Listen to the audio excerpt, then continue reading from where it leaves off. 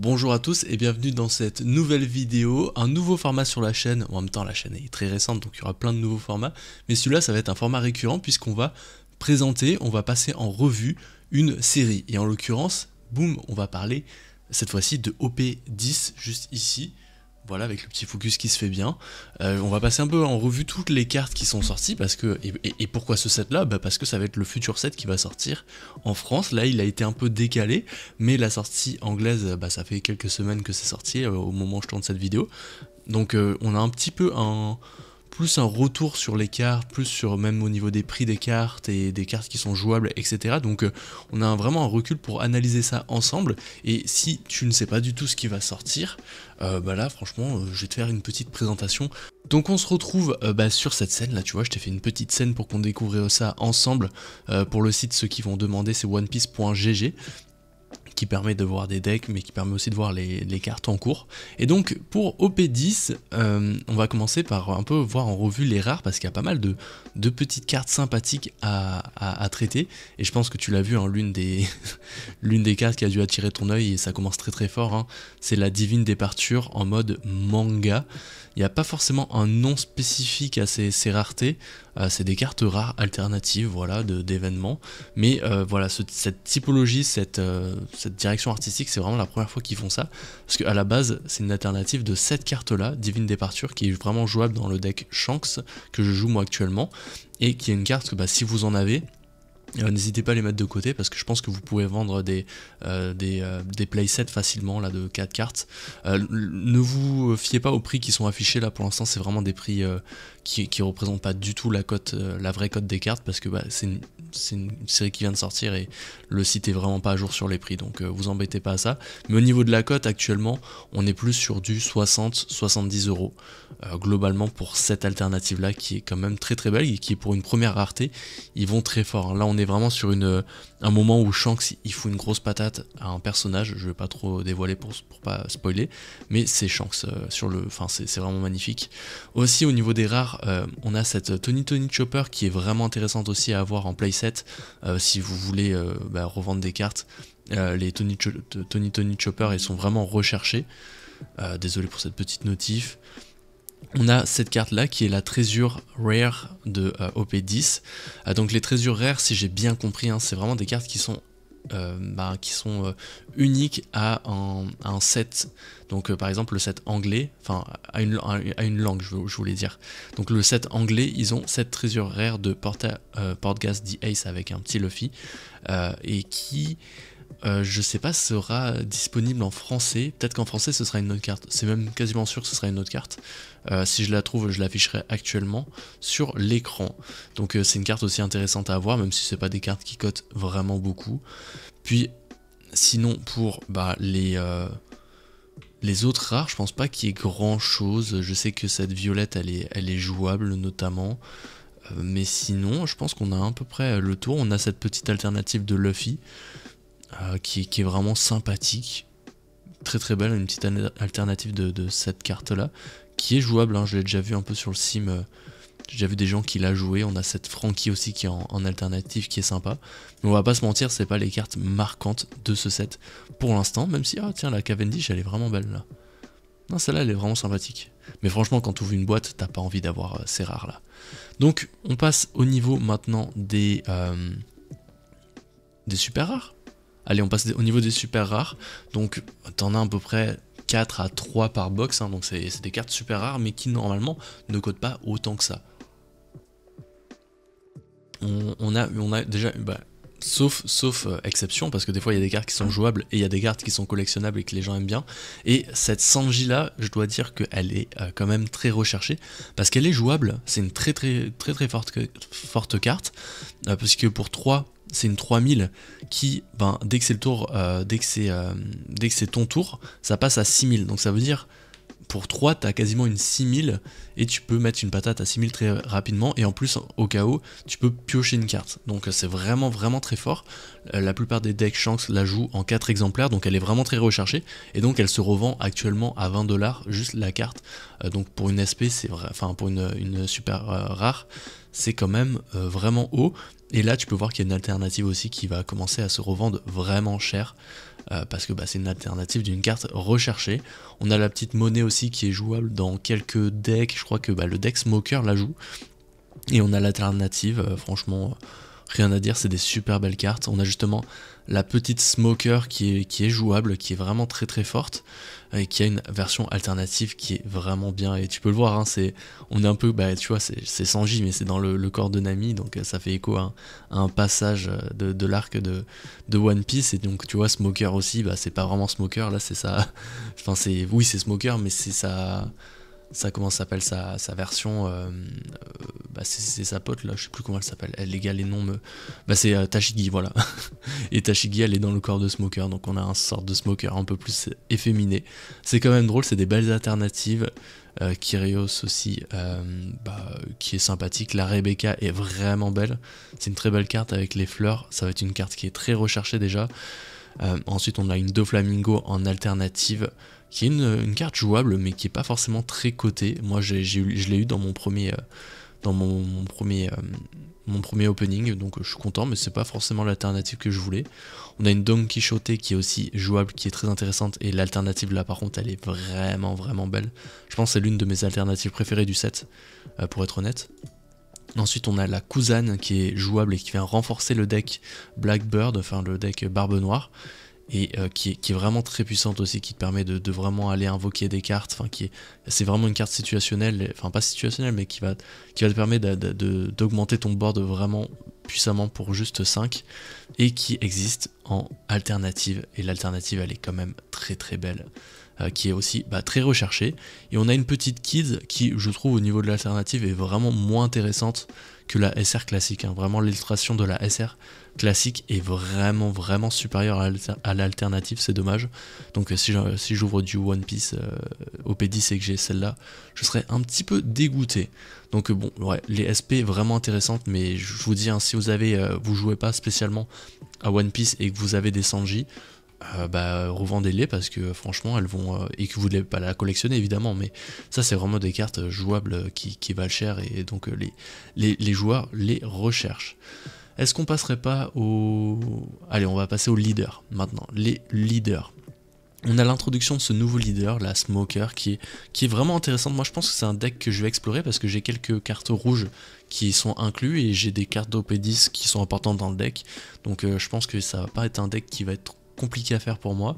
Et l'alternative elle est vraiment vraiment stylée. Alors je suis pas très fan du visage, je dois dire, mais la pose, tout ça, l'aura est vraiment intéressante, j'aime beaucoup. Ensuite on a César Clown, je l'ai pas vu vraiment jouer pour l'instant, c'est pas une carte très intéressante, j'ai l'impression dans la méta. L'alternative est sympa mais sans plus. On a par contre une Sugar qui est vraiment jouable, j'ai vu des decks vraiment très drôles à jouer, et je pense que c'est une carte, voilà, si t'as envie de te faire un deck assez sympathique avec des mécaniques assez drôles, faudra compter, hein, c'est vraiment sur la gestion d'événements, donc tu vas activer des événements, ça va être vraiment cycler ta main, c'est pas mal intéressant, je l'avais un peu testé sur le simulateur, un peu complexe mais vraiment rigolo, et l'alternative est vraiment belle, je serais très content d'avoir cette alternative.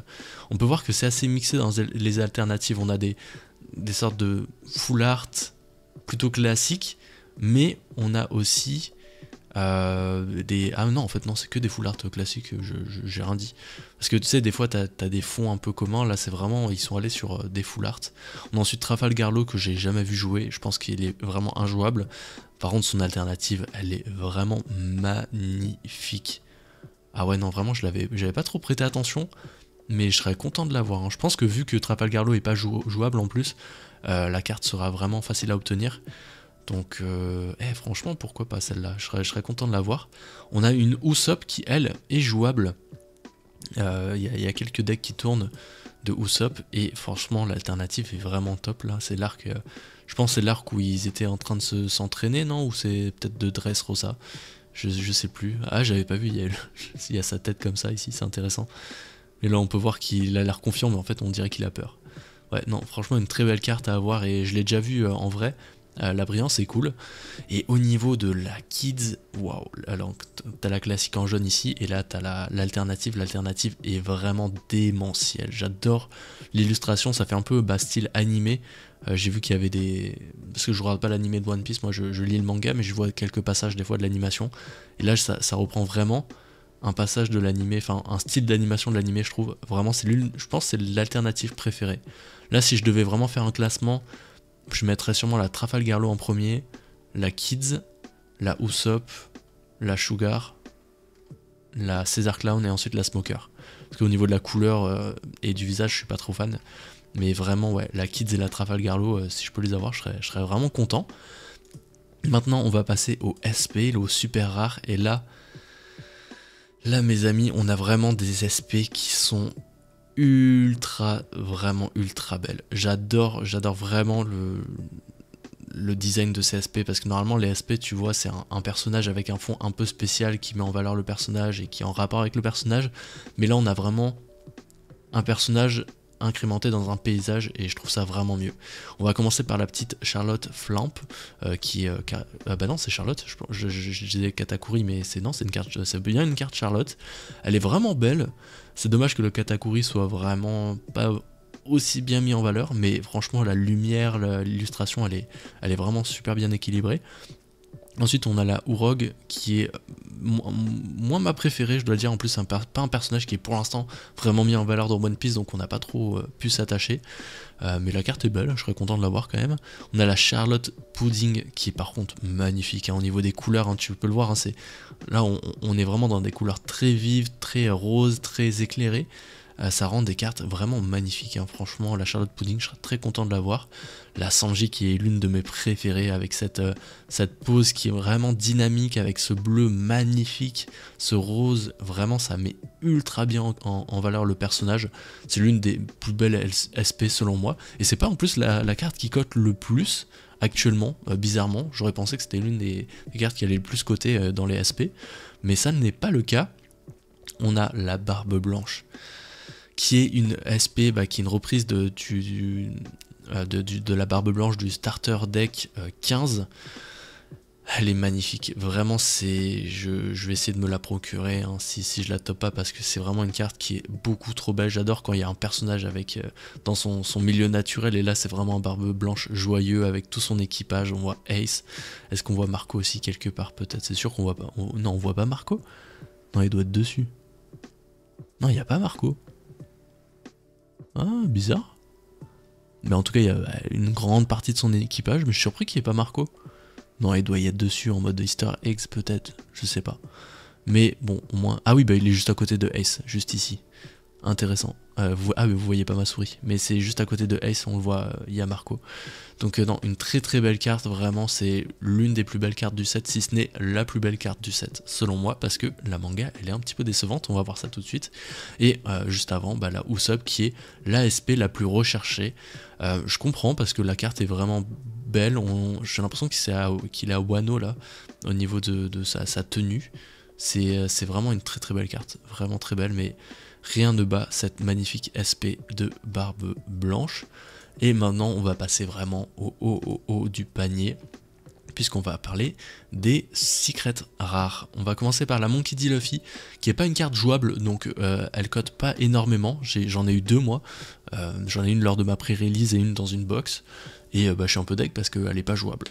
On a l'alternative qui est vraiment belle, j'adore ces alternatives, et je pense que ça pourrait être cool de les collectionner, parce qu'il y en a une quasiment pour chaque Gears, et donc il y a la Gears 5 qui est magnifique, et la Gears 4 ici qui est vraiment belle. J'adore la pose, vraiment elle surpasse de loin la carte classique.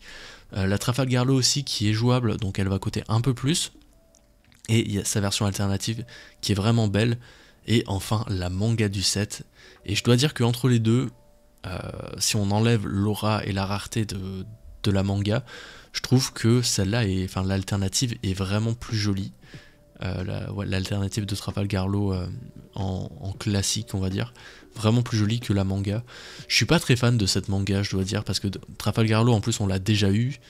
en manga. C'est dommage qu'ils reviennent là. Je pense vraiment avec le set qu'ils avaient là, ils auraient pu mettre un petit Doflamingo, une petite Charlotte, vraiment un personnage autre qu'un personnage qu'ils ont déjà refait. C'est dommage, je trouve. Et en plus de ça, le fait qu'il soit de dos, ça met pas trop en valeur le personnage. Mais si je l'ai, je serais content parce que j'aime bien le personnage, hein. Tu le vois, hein, j'ai une figurine derrière, bon tu le vois pas, c'est un flou, mais j'ai une figurine de Trafalgar Law, j'aime bien le personnage, mais je dois dire que c'est pas ma carte manga préférée. Bon bah voilà, je t'ai présenté le set, dis-moi toi les cartes que tu cherches, hein. Moi c'est définitivement la Barbe Blanche, hein, que je vais essayer de me procurer, mais vraiment c'est un super beau set, je pense que c'est un set un peu sous-coté, juste parce que sa manga n'est pas trop recherché et pas trop souhaité, mais faut dire que dans les SP on a vraiment des cartes très très belles.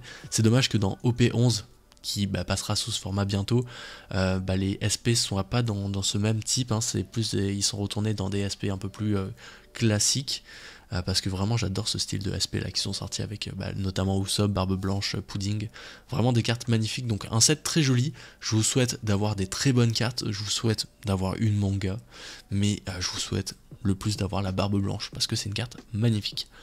C'était un collectionneur ou un viewer pour les plus intimes. On se retrouve bientôt pour une nouvelle vidéo. Merci.